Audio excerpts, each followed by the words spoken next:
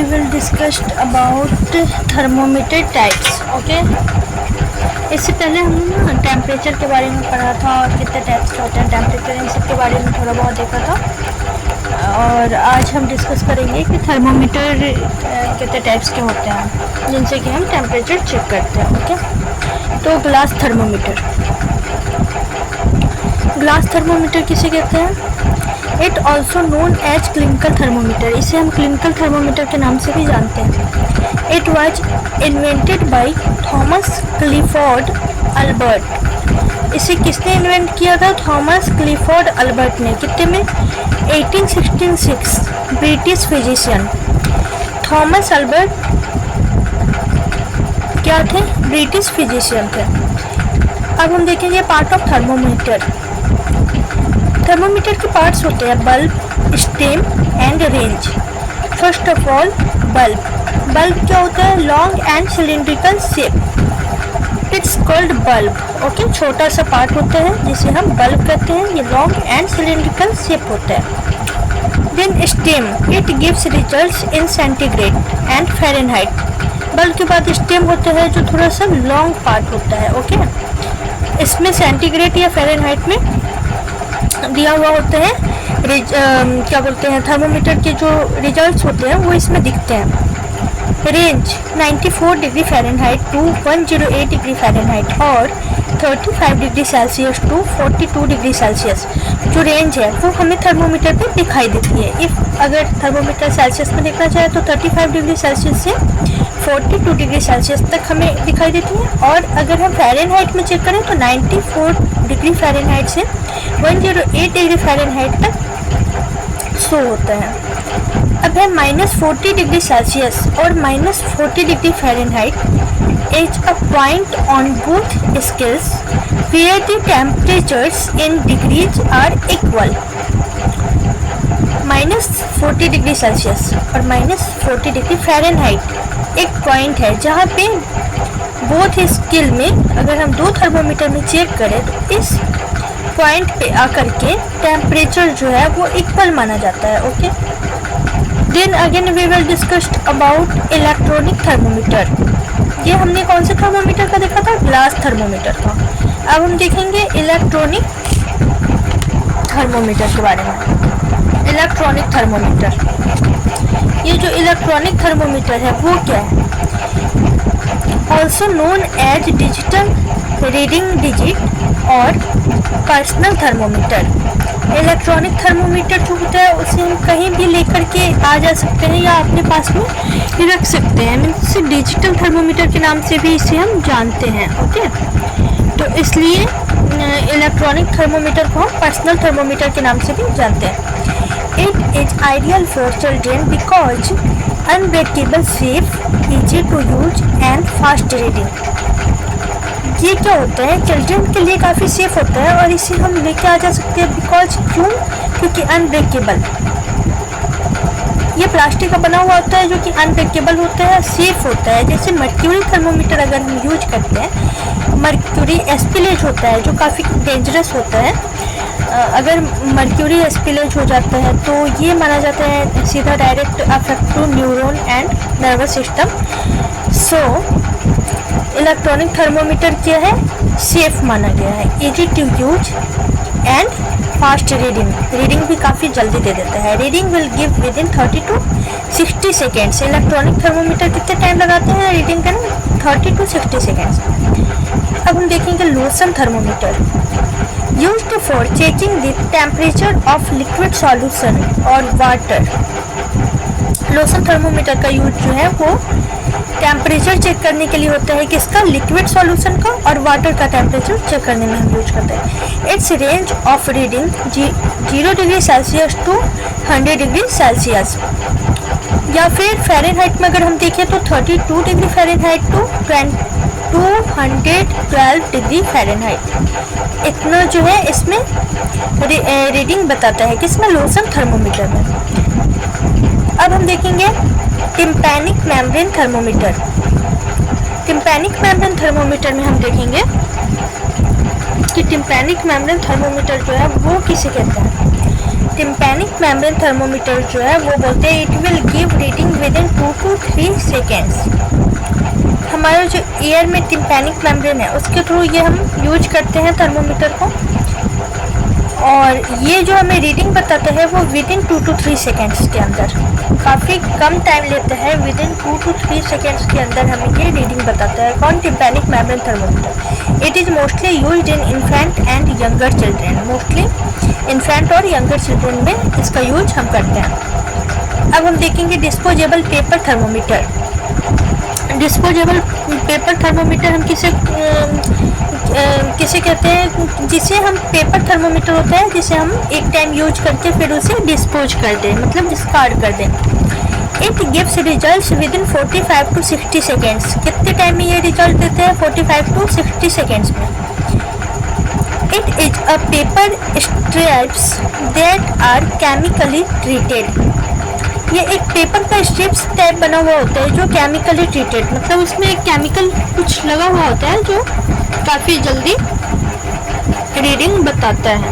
Okay, अब है a paper thermometer that contains liquid crystal chemical dots. Paper thermometer में क्या होता है? लिक्विड क्रिस्टल होता है। The dots chemical change their colour at different temperature. और पेपर थर्मोमीटर में लिक्विड क्रिस्टल टाइप के डॉट्स बने हुए होते हैं जो क्या करते हैं? टेम्परेचर चेंज होने पे डिफरेंट कलर में उनका जो डॉट्स है वो चेंज हो जाता है। It is used once a time then dispose to prevent infection. एक बार हम इसे यूज करने के बाद इसको डिस्पोज कर देते हैं। क्यों डिस्पोज करते हैं? Because prevent infection. Okay, infection से बचाने के लिए। अब हम देखेंगे temporal artery thermometer. Temporal artery thermometer जो है इसका यूज होता है यूजुअली नॉन क्लिनिकल एरियाज में। Infrared scanner use to measure temporal artery temperature. Infrared scanner जो होता है इसका यूज किया जाता है मेजर करने के लिए टेम्पोरल आर्टरी टेम्परेचर को। अब हम देखेंगे temperature probe. Most common used in ICU, usually in bed ridden clients. Temperature probe का यूज हम मोस्ट कॉमन किस में करते हैं? ICU में करते हैं। Placement of probe in right upper quadrant region because liver located in this quadrant, so this region will give most accurate result. अब इतना तक तो हमने देख लिया टेम्परेचर प्रोब के बारे में। अब हम देखेंगे disinfection used for thermometer. Thermometer का जो हम यूज करते हैं तो उसको हम डिसइंफेक्टेंट कैसे करेंगे कि थर्मोमीटर से इन्फेक्शन ना हो। तो थर्मोमीटर का डिसइंफेक्शन के लिए हम 3 टाइप्स के लिक्विड यूज में लाते हैं। First of all Dettol use करते हैं, secondly Savlon and third one है एस्पिरिट। डिटॉल का जो हम यूज करते हैं वो कितने 1:40। डिटॉल का जो यूज होता है टेम्परेचर थर्मोमीटर को क्लीन करने के लिए तो कितना रेशियो में हम डालते हैं? 1:40 एंड 5 मिनट तक उसमें हम थर्मोमीटर को डालते हैं क्लीन करने के लिए। ये क्वेश्चन बहुत इंपॉर्टेंट है गाइज, कितनी बार एम्स में ये क्वेश्चन आप ही रखे हैं। सो आप लोग ये छोटे छोटे जो क्वेश्चंस पूछते हैं उनको काफ़ी गौर से देखिएगा, क्या है कि कुछ भी क्वेश्चन एग्जाम्स में कभी कभी आ जाते हैं जो हमें लगता है काफ़ी इजी होगा, है ना। तो जो डिटॉल है उसका रेशियो 1:40 होता है और ये 5 मिनट तक हम सॉल्यूशन में किसको रखते हैं? थर्मोमीटर को। सेवलॉन जो है लिक्विड उसमें हम कितना रखते हैं? 1:20 और इसे भी हम 5 मिनट तक थर्मोमीटर को डालते हैं। अब है थर्ड वन एस्पिरिट। एस्पिरिट में कितना यूज करते हैं हम? एस्पिरिट 70% एस्पिरिट यूज करते हैं और इसमें कितने टाइम तक हम रखते हैं? 15 to 20 मिनट तक, 15 to 20 सेकेंड्स तक क्या करते हैं हम? स्पिरिट में थर्मोमीटर को डालते हैं 15 to 20 सेकेंड्स तक। अब हम देखेंगे थर्मोमीटर के कुछ जो रूल्स रेगुलेशन कैसे क्या किस वाटर से क्लीन करेंगे, है ना। तो इन सब के बारे में हम देखेंगे। The thermometer should be washed with soap and water after used but do not wash with hot water. Shop और वाटर से हम इसको यूज करेंगे, लेकिन हॉट वाटर से हम इसे हॉट वाटर से हम क्लीन नहीं करेंगे, ठीक है। सॉप और वाटर से हम वॉश कर सकते हैं। Savlon water bottle should be changed every 7 days. अगर वाटर बॉटल में सेवलॉन डाला हुआ है तो इसे हमें कितने दिन में चेंज करना है? 7 डेज में चेंज करना है सेवलॉन को। Composition of Savlon, cetrimide 0.5% and chlorhexidine 0.1%। It's also very important question guys. ये क्वेश्चन भी आ रखा है नॉर्सेट प्री में और स्टेट एग्जाम्स लाइक ESIC और ESIC तो सेंट्रल है, RML वगैरह हो गया और SGPGI, KGMU, इन सब एग्जाम्स में इस टाइप के क्वेश्चन पूछते रहते हैं कि composition of Savlon, composition of Dettol, ऐसे। तो सेवलॉन की कंपोजिशन क्या है? Cetrimide 0.5% and chlorhexidine 0.1%। अब हम देखेंगे before taking temperature. Before taking temperature हम क्या करेंगे? Clean the thermometer from bulb to stem. Thermometer को हम बल्ब से स्टेम की साइड क्लीन करेंगे, okay. First bulb to stem, ठीक है, यहाँ से क्लीन करना स्टार्ट करेंगे और लास्ट जो रीडिंग वाली होती है वो पॉइंट तक हम जाएंगे। और सेकेंड क्या है? Less contaminated to high contaminated. Because ये लेस कंटामिनेटेड है क्योंकि अभी हम इसे यूज नहीं किए हैं, यूज करने जा रहे हैं, तो ये लेस कंटामिनेटेड है to high contaminated. Then after taking temperature, जब हम टेम्परेचर चेक कर चुके हैं तब हम कैसे क्लीन करेंगे? After taking temperature clean the thermometer from stem to bulb. Then हम क्या करेंगे? स्टेम टू बल्ब, मतलब रीडिंग वाला जो एरिया है रिजल्ट्स वाला, उससे हम स्टार्ट करेंगे और बल्ब तक क्लीन करेंगे। कब? जब हम थर्मोमीटर से टेम्परेचर चेक कर लिए हैं तब। बिकॉज क्यों करेंगे? High contaminated to less contaminated. ये वाला हाई कंटामिनेटेड हो गया यूज करने के बाद और ये लेस कंटामिनेटेड कौन सा पार्ट हो गया? बल्ब पार्ट हो गया, तो इसलिए करेंगे। देन अब आगे अपन देखेंगे temperature range of kelvin method. अगर हम थर्मोमीटर टेम्परेचर जो है वो फ़ारेनहाइट, डिग्री फ़ारेनहाइट या फिर डिग्री सेल्सियस में ना देख करके केल्विन मेथड में चेक करते हैं तो उसका क्या रेंज होता है? वो होता है 273.15 kelvin to 373.15 kelvin. Normal range क्या होता है केल्विन मेथड में? 273.15 kelvin to 373.15 kelvin. It means 273.15 is equal to 0 degree Celsius and 373.15 is equal to 100 degree Celsius. 10.13 kelvin is considered normal body temperature. Normal body temperature को हम कितने उससे नापेंगे? 10.13 kelvin. ये क्या होगा? नॉर्मल बॉडी टेम्परेचर मेजर करेगा, like 98.6 degree Fahrenheit और 37 degree Celsius in human body. इसे हम ह्यूमन बॉडी के नॉर्मल टेम्परेचर के रूप में जैसे जानते हैं, वैसे ही केल्विन में अगर हम देखें तो 310.13 केल्विन ये हमारे नॉर्मल बॉडी टेम्परेचर को कंसीडर करेगा, ओके गाइज। अब हम नेक्स्ट वीडियो जो है वो आपको इसी में थोड़ा सा ऐड कर देते हैं नोटिफिकेशन टाइप्स में, और आगे आपको दूसरा वाला जो वीडियो बनाएंगे उसमें हम पल्स के बारे में आप लोगों से डिस्कस करेंगे।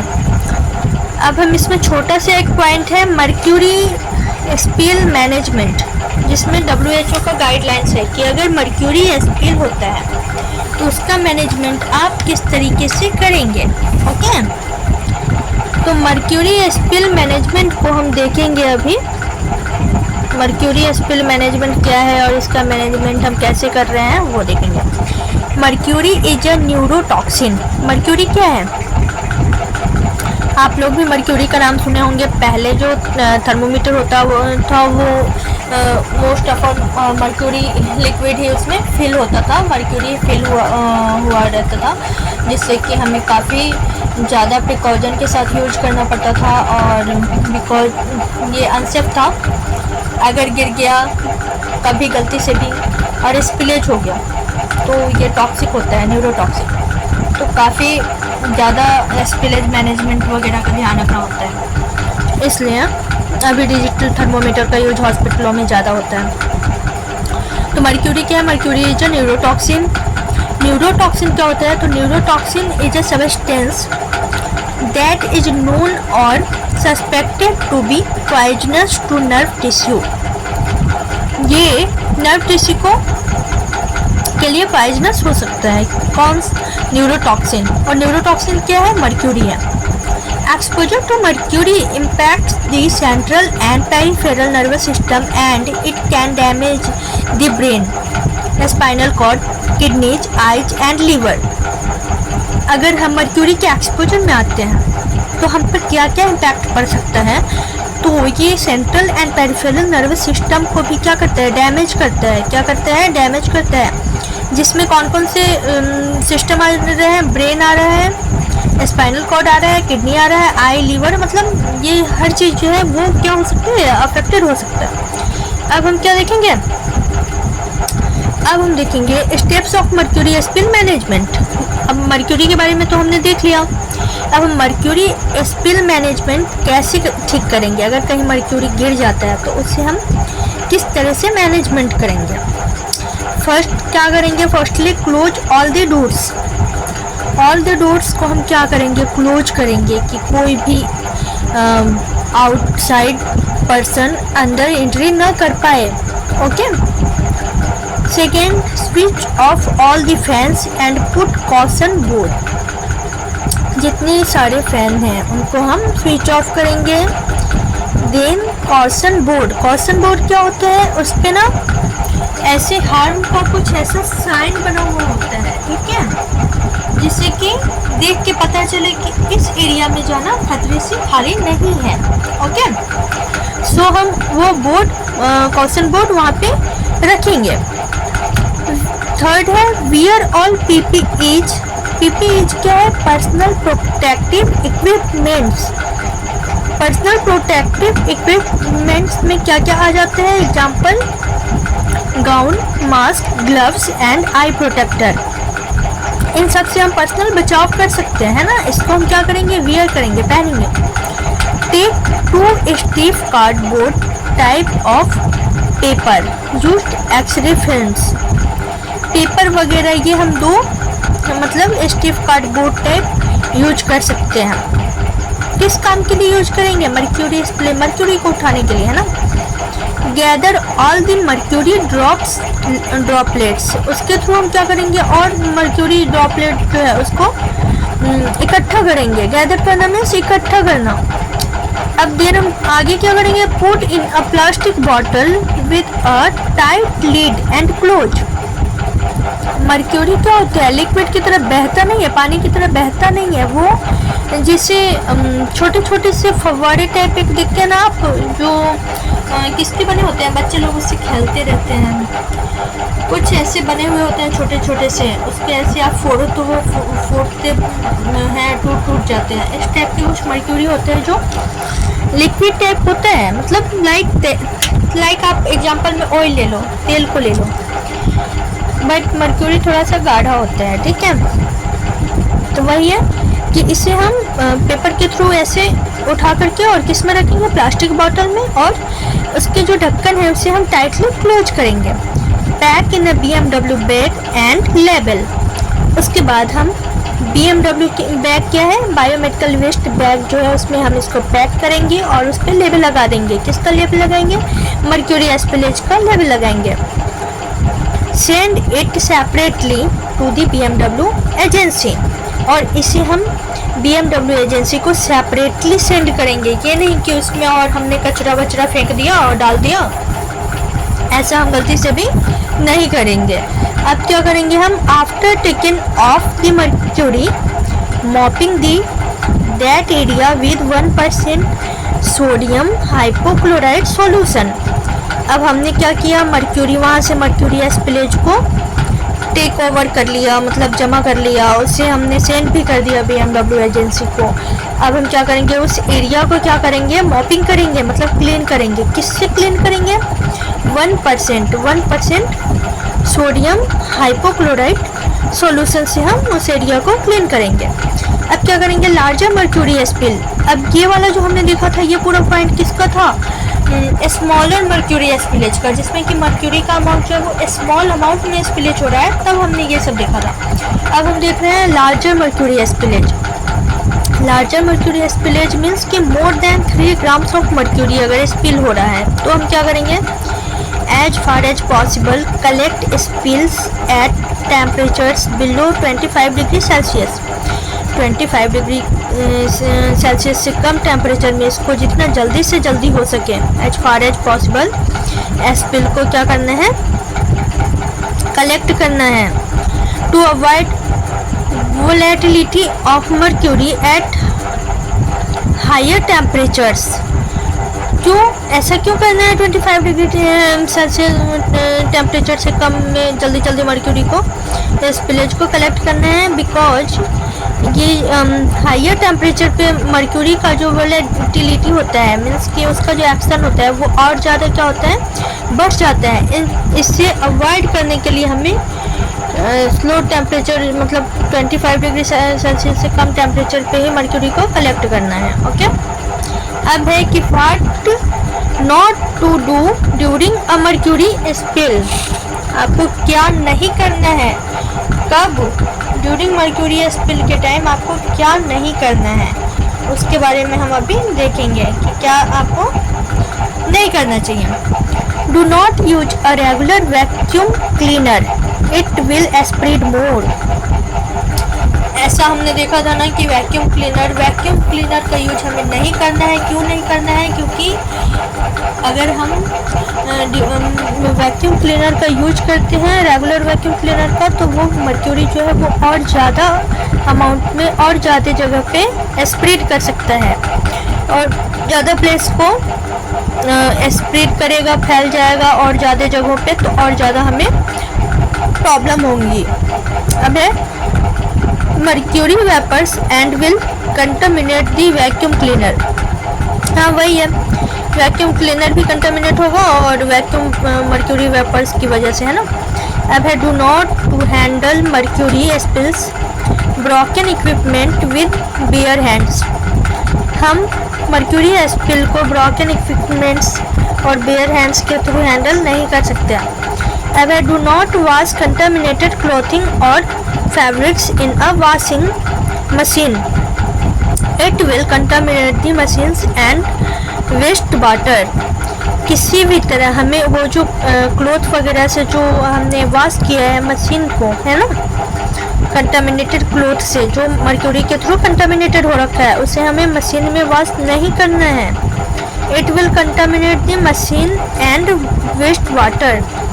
ये मशीन को भी क्या कर सकता है, कंटामिनेट कर सकता है। Do not use a large broom to sweep mercury, it could break up mercury balls into smaller droplets. Large broom means कि बहुत बड़ा किसी चीज़ में हमें मर्क्यूरी को स्वीप नहीं करना है। बिकॉज क्यों नहीं करना है, तो it could break up mercury balls into smaller droplets. Mercury balls जो जमा होते हैं ना, वो उसको ये क्या कर सकता है, छोटे छोटे ड्रॉपलेट्स में डिवाइड कर सकता है, जिससे कि हमें उसे इकट्ठा करने में और ज़्यादा परेशानी हो सकती है।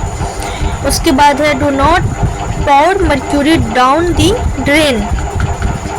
ओके, क्या नहीं करना है, मर्क्यूरी को डाउन द ड्रेन, ड्रेन के थ्रू वो नहीं करना है, पॉर नहीं करना है, मीन्स निकालना नहीं है ड्रेन के थ्रू, है ना। Do not spread mercury with